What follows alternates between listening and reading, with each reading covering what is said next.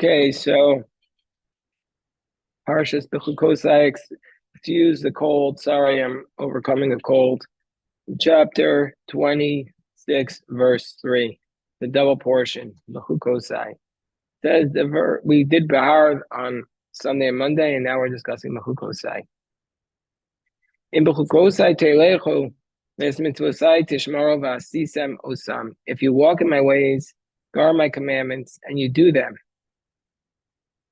V'natati gishmechem b'itam. Oh, let's see what Rashi says. If you walk in my ways and do my command and guard my commandments and you do them, Rashi says, I might think this refers to the fulfillment of the mitzvot. When it says, you shall guard my commandments and do them, that's the fulfillment of the commandments. So what does it mean? Im Bechukotai tolecho? Excuse me. It means that you labor in the Torah. Shetiu amelim b'Torah. So if you walk in my ways does not mean if you do my commandments. It means you labor. This is your life. That you make it your life's mission. So that's the first idea. B'chukosai means if you labor in my life, in my Torah. That's mitzvosai tishmor, you guard my commandments. Rashi says it means have a amelim b'Torah, labor in the Torah, almanat l'shmor l'kayim, in order to observe and fulfill. As it states, u'amadatem otam u'shmartem la'asotam. Shall study them, you shall observe them to perform them.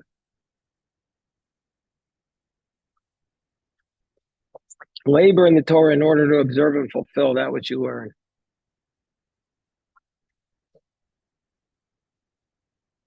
So it's not enough to do it. It has to be our life's mission. We have to make it the center of our life. We have to make it the focus of our gravity. That's what this means. We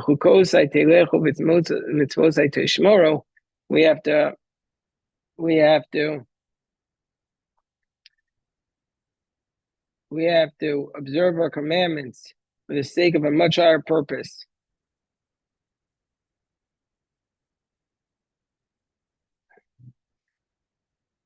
If you do that, I'll give you rain in its proper time. And the earth will produce its produce. And the trees of the field will give forth its fruit. Rashi says, the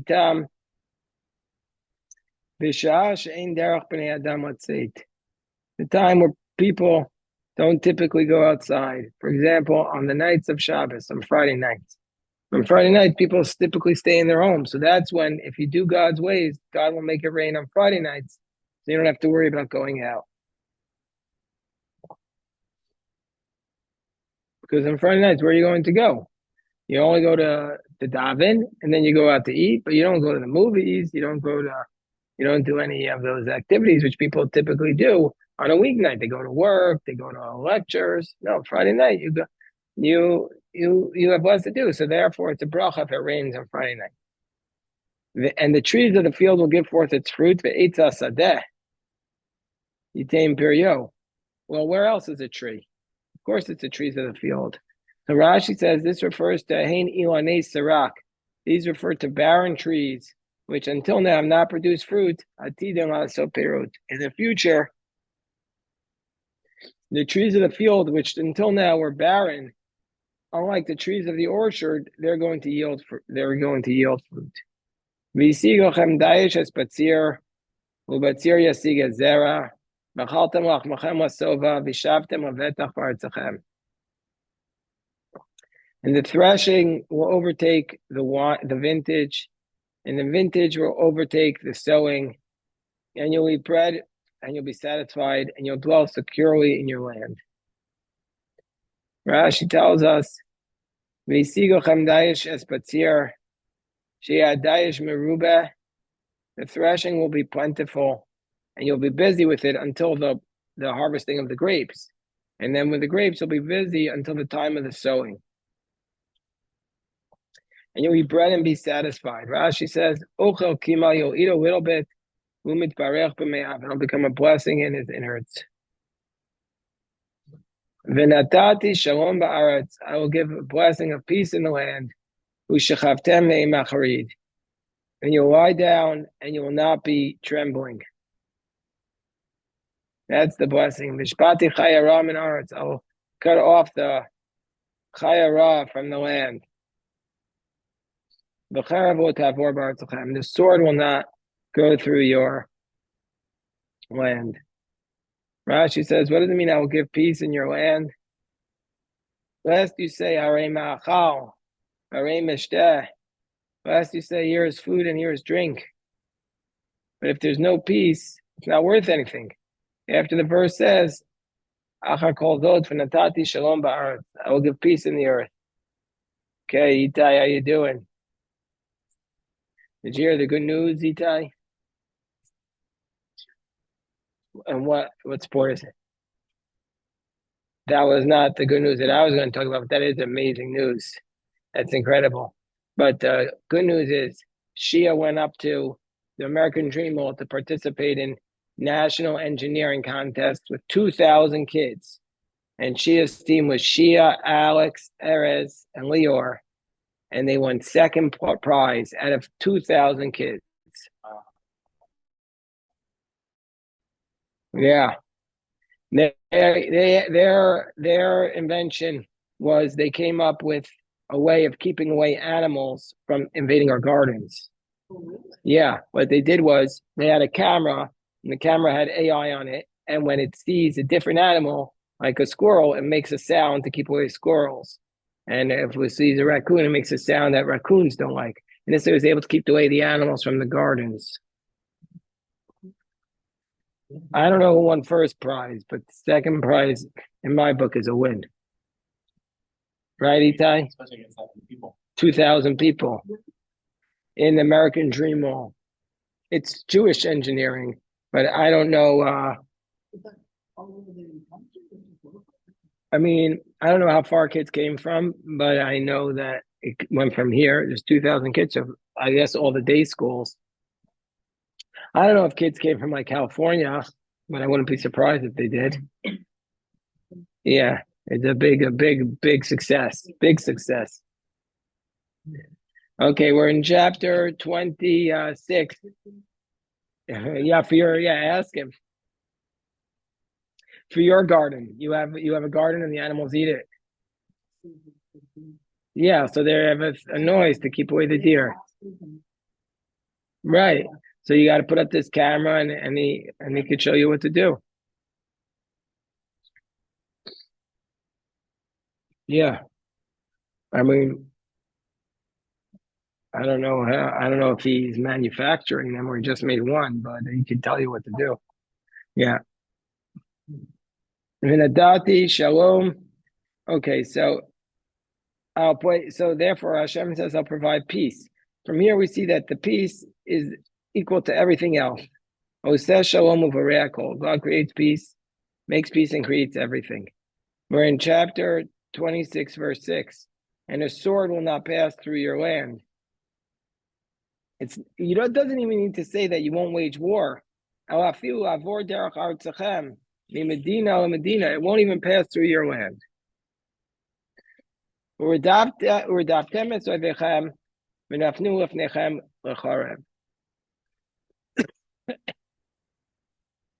And you'll pursue your enemies, and they will fall before you by the sword. Ish b'cherev re'eu, a man by the sword of his fellow. V'radfu mikem chamisha meya umeya mikem rivava yirdofu. 5 of you will pursue 100, and 100 of you will pursue 10,000. And your enemies will fall down.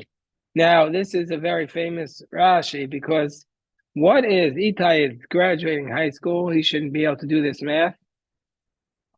If 5 is to 100, as 100 is to what? Excellent, Itai.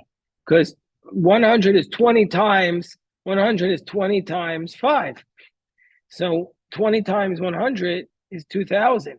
So why does it say 5 of you will pursue 100 and 100 of you will pursue 10,000. It should say 100 of you will pursue 2,000. So Dr. Rashi says, Kachu hacheshbon. Is this the correct calculation? It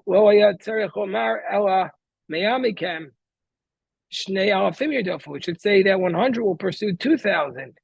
So what does it mean? We cannot compare the few who do the Torah to many who do the Torah. Meaning to say, 5 have the ability to pursue 100, but 100 is more, so they're even more powerful. The ratio is exponentially increased. It's not just 2,000, but it's 10,000. Yeah. Very good, Mordechai. Very good. And your enemies will fall before your sword.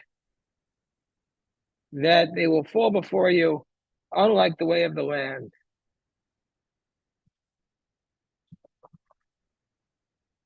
Ufanisi alechem, and I will turn to you. V'freisi eslem, and I will make you increase. Verbesi eslem, v'akimosius prisitchem. I will increase you, and I will make my covenant with you.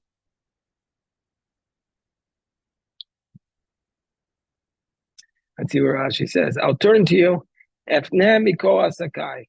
I'll turn away from all my concerns in order to pay your reward. What is this like? To a king, shesachar po'alim v'chuhu, who hired workers, as it states in Torah's Kohanim. What's the midrash? Let's say there's a king who hired many workers. There was one worker there who had worked for a long time. The workers went to collect the wage, and this worker went with them. The king said to the worker, my son, I turn to deal with you. These other young men worked for little for me, and I pay them little. But I have a substantial account to settle with you. So too Israel in this world requests a reward from God, and the other nations in the world request a reward from God. God says to Israel, my son, I will deal with you in turn. These other nations, I'll pay them a little, but I have a substantial account to settle with you. This is why it says, I will turn to you, meaning to say, after I give everybody the small amount, I'll turn to you for the major amount.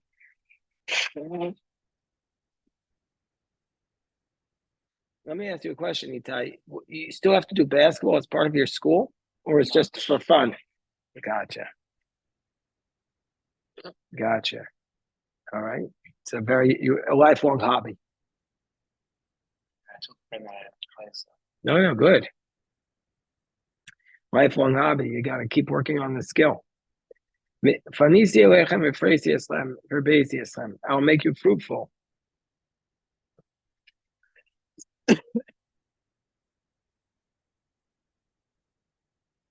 And I will increase you. Mikomas kufa.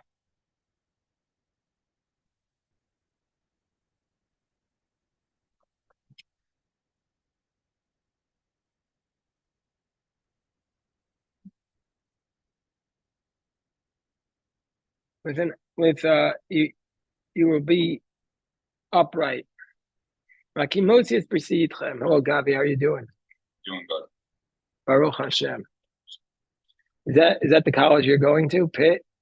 Yep. Where do you want to go to college? Where do I want to go? Where are you going? Where are you going? So what's wrong with that? It's not Harvard. Harvard, yeah. Harvard is terrible. Binghamton, my niece is there. She loves it. What's the maybe that's right. You mean just stay in Israel? See, maybe knows. You mean just like skip college? Yeah. Maybe I'll just. No. It's okay to do that for a couple of years, but eventually you have to work. I mean, what did the Gemara say yesterday? No, I said, yeah, we said, yeah, we looked at the Gemara. Rabbi Shimon said, learn your whole life. But then Rabbi Shimon says, right, Rabbi Shimon says, don't do it. You got to get a job.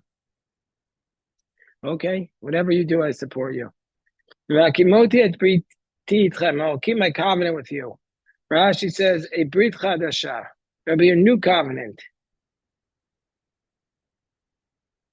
Lo kabrit harishona, not like the earlier one, which you annulled with the sin of the golden calf, but a new covenant that will not be annulled. V'karati et Beit Yisrael v'et Beit Yehuda brit chadasha. I will make a new covenant. If you keep my ways, it will not be annulled. I will guard you. Of course, the Christians took this phrase, Brit Chadasha, and they claim that it means we were replaced.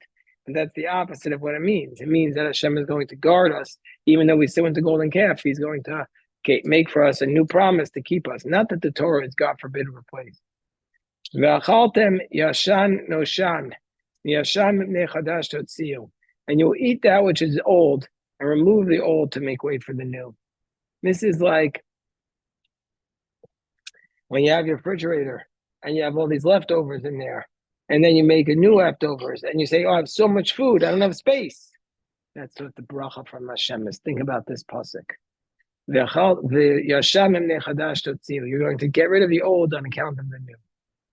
Rashi says, "Haperos you mishtamrin b'tovim l'tiashen." The fruits will be preserved and good for being aged. Shi'eh yashan hanoshan shel shalosh shanim yafela achol mishel ashtaked. The fruits are good by being aged. That the old, which have been aged of 3 years, will be better than that of last year. I guess this is old fruits. Dried fruits are good. And the old, you'll make new space for the new. Shi'u agranot meliot chadash. The granaries, the threshing floors will be filled with new crops. And the storage house will be filled with the old, Rashi says. You're going to move it to make place for it. V'natati mishkani b'tochachem. And I'll place my dwelling place amongst you. V'lo tigal nafshi eslem. And my soul will not be disgusted with you. Let's see what that Rashi means. What is mishkani b'tochachem? I will make a Beit HaMikdash, Rashi says. Because nowhere in the Torah does it actually say to build a Beit HaMikdash. Do you know that? Nowhere does it say it. So this is the only allusion to it. Natati mishkani b'tochachem. Doesn't actually say anything about the Beit HaMikdash.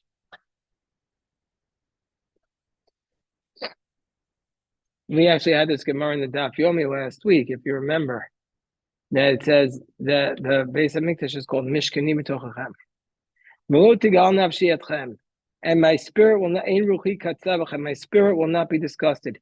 The word goel nefesh in Hebrew, you know Hebrew? So that means disgusting. So that comes from here. I will walk amongst you. I'll walk amongst you, I'll be for you for a God, and you will be for me for a people. What does it mean I'll walk amongst you? Rashi says, Atayal imachem, I will stroll with you in the Garden of Eden, like one of you. You will not be trembling because of me. The Christians use that.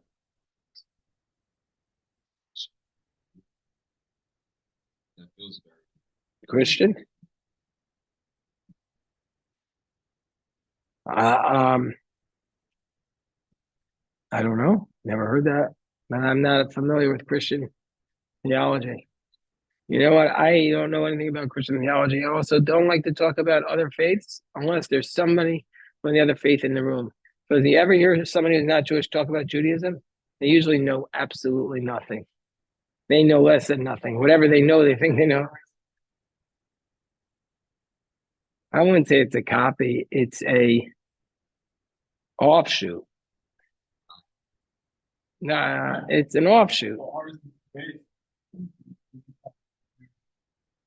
No, just the opposite. If ours is the base and they did an offshoot, they deviated from it. So then they could talk about us, but we can't talk about them because we don't know what they did.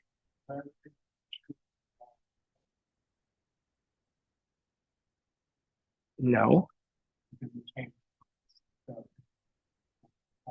Their faith is dependent on ours. Well, no, I mean that no. They say our faith was superseded by theirs. Yeah. Whatever.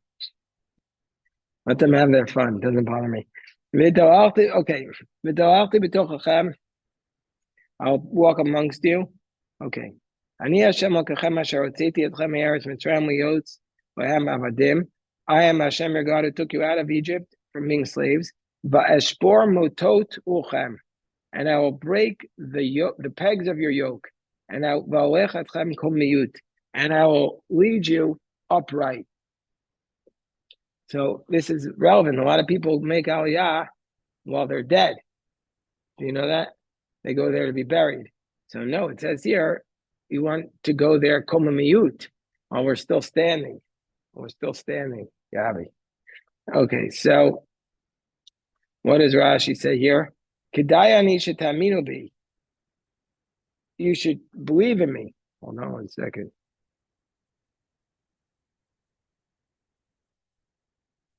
Kedayani shetaminu bi shani yachol asol koel, because I can do all these things. I led you out of Egypt, and I made for you great miracles. Motot, these are the two ends of a yoke. You know what a yoke is?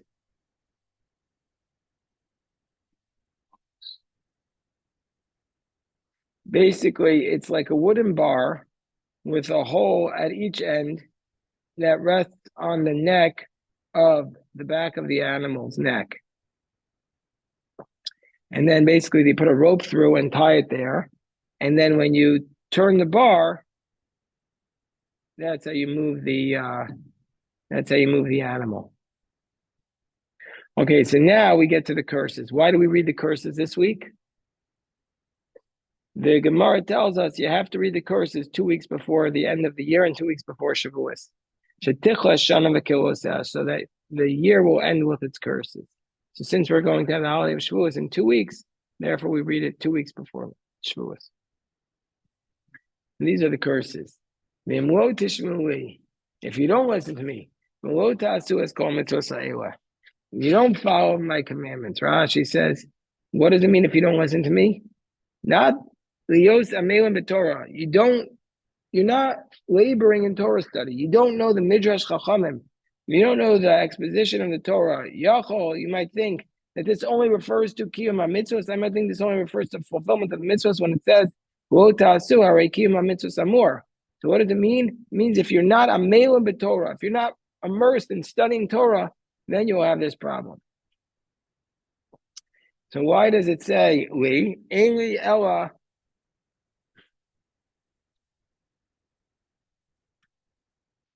Zamakir es Rabono, Miskavin Robo.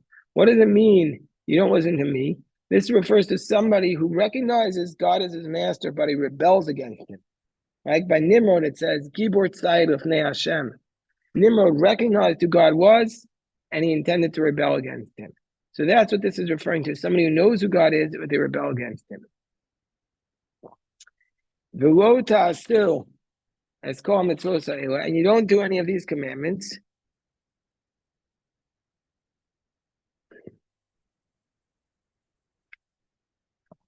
Mishalo tomadu lo ta'asu. If you don't learn, you will not study.